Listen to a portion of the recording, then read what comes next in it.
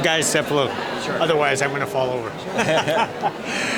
Joe, Steven, hey, congratulations being here at Santa Barbara International Film Festival today. I mean, how does it feel for you guys today?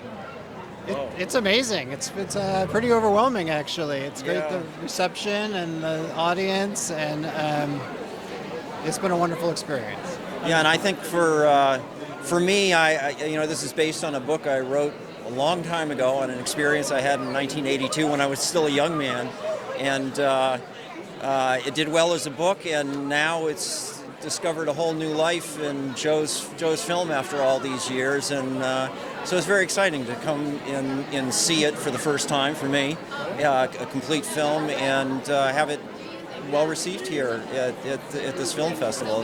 It's really a great thing. Well, Joe, tell us, if this book was written a long time ago, how did you stumble across this? I literally just read it cold, and I was just looking at the book. It just seemed an interesting topic because it's about he crashed his raft and crashed his boat and floated in an inflatable raft completely across the Atlantic Ocean over 76 days, and I was intrigued by how that was possible.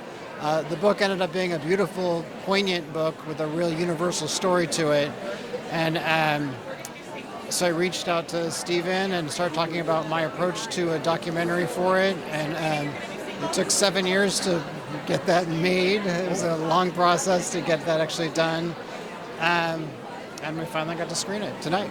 Wow, that must have been some adventure you actually had. I mean, I'm glad you stayed alive to tell the story. Yeah, I'm not too unhappy about it myself.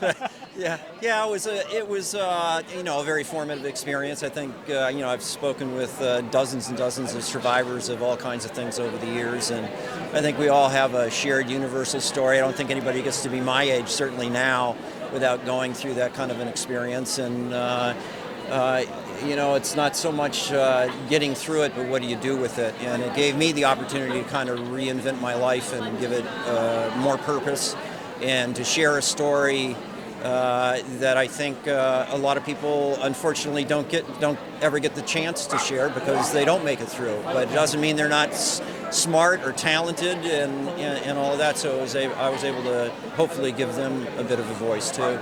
Was it tough to relive telling the story to him? Not so much. I mean, I told it a lot back in the 80s when Adrift first came out as a book. I did a lot of publicity, and I think I'm of the Vietnam generation, and a lot of my peers, I didn't end up going to Vietnam, but a lot of people came back and suffered more post-trauma than I did, I think in part because I was able to use the arts, writing a book and now working on a film in order to make something of meaning of what was a pretty traumatic experience. So it's been a good thing for me. Okay, one last thing is, as audiences have a chance to watch the film, what's the one most important take you hope they walk away with? Why don't you take that on, Joe? Persevere. I like it. I still think the thing that caught me was look at the big and the small and do what you can do, what's in front of you, and those things will add up and get you across the ocean. Yeah.